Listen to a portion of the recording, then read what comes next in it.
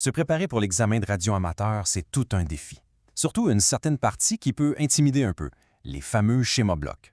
Aujourd'hui, on va démystifier ça ensemble, puis on va découvrir un outil qui change vraiment la donne.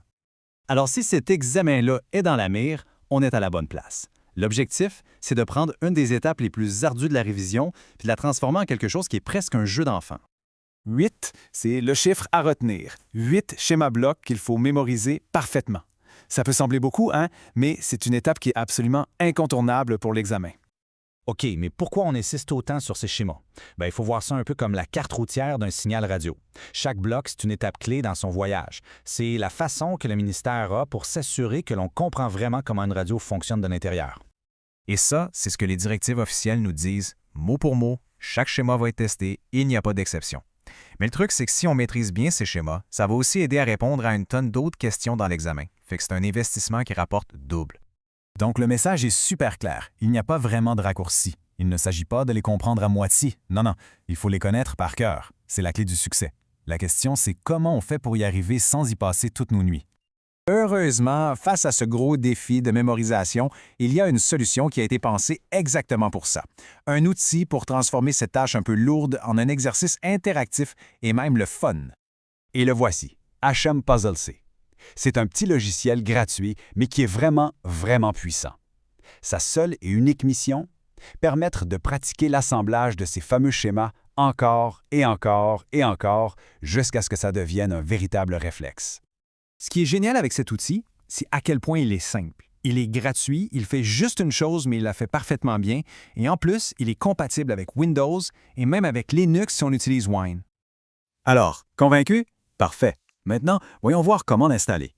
C'est une affaire de quelques minutes à peine, en 3 petites étapes super simples. En gros, le plan de match est le suivant. On crée un dossier, on télécharge 2 fichiers et on décompresse tout ça au même endroit. C'est vraiment aussi simple que ça.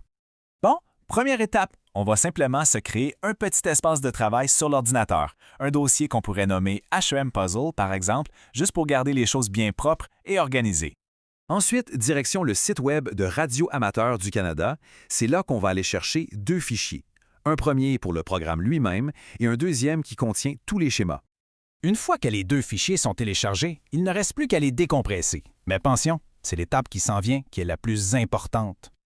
Et là, on arrive au point le plus critique de toute l'installation, celui qui fait toute la différence.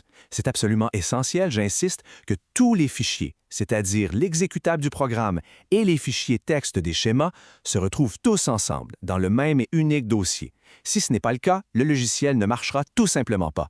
C'est la règle d'or. Juste une petite note rapide pour les personnes qui utilisent un Mac. Il y a des suggestions spécifiques qui sont disponibles. Il suffit d'aller consulter les informations qui ont été fournies pour un autre logiciel de préparation, Examiner. Et voilà, la partie technique, c'est terminé. Maintenant, on peut enfin passer à ce qui compte vraiment, la pratique. C'est là que la magie commence à opérer. C'est fait! HM Puzzle CO est maintenant installé. Il est fonctionnel et il est prêt à devenir le meilleur allié pour l'examen. C'est comme avoir un gym d'entraînement pour les schémas, directement sur son ordinateur. Alors, tout est en place, l'outil est prêt. La seule question qui reste maintenant, c'est par lequel de ces 8 schémas est-ce qu'on commence le chemin vers la maîtrise? Bon entraînement!